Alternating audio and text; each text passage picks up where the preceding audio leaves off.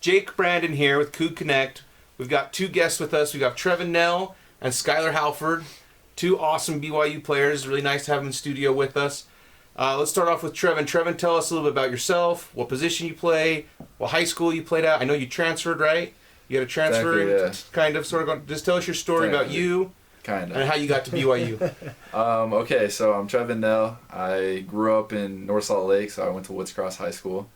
And then, like Jake just said, I originally committed to Cal. So committed to Cal, and right before I left on my mission, the head coach left, so I was able to get out of my national letter of intent. Yeah. Mm-hmm. And then Coach Rose called, and I ended up signing with BYU. It was a great decision. Exactly. So have you been surprised, because you know a lot more than the rest of us at home, with Fouss and how he's played, or is that not a surprise to you after seeing the preseason? It seems like he's stepped up huge in the absence of our big guys to kind of play a little bit out of position, I think, for him and play that. Like, talk to me about that.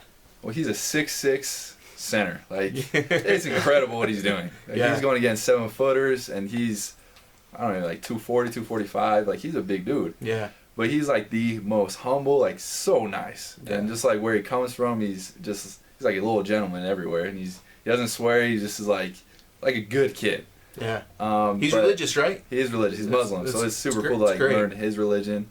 But I'm super surprised. Like, I think a lot of people are, because a freshman coming in, and then to just throw on all this like extra responsibility with losing two veteran guys, and then just be like, hey, like, you got to carry the load for us. Yeah. And I think he's done an extremely well job about just handling it and learning our plays, because our offense it can get a little difficult with Coach Pope's all these hand signals that he throws out at us. Yeah. Like, it's all sign language. He's like third base coach over there. Yeah, really though. He's like touching his ear, touching his nose. I'm just like, I don't know. Like, I'm looking at Alex to call play. It'd be just do something you want. But yeah, Fouss is great, and he's worked super hard, so he deserves every minute he gets out there.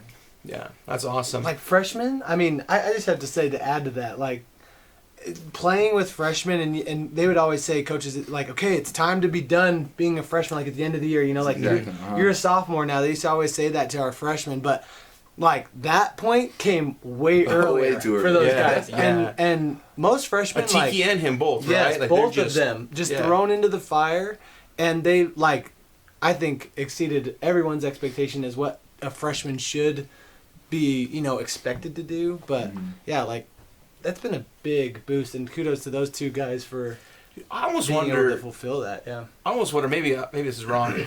Almost Fouss has benefited a little bit from, like, he's so new to America, and he's so new to the thing that it's just like, it's still just basketball. Yeah. It's not like, he doesn't think about it. It's D1, it's this, I'm at BYU, I'm playing in front of 20,000 fans. Like, oh, it's just basketball in America. Like, that's just what I do. So true. I feel like almost like every college player kind of goes through that, where it's like that mental, like, basketball is more mental sometimes more than physical. Yes. And so, like, he'll miss a shot. He's like, who cares? I'll get in my next one. yeah.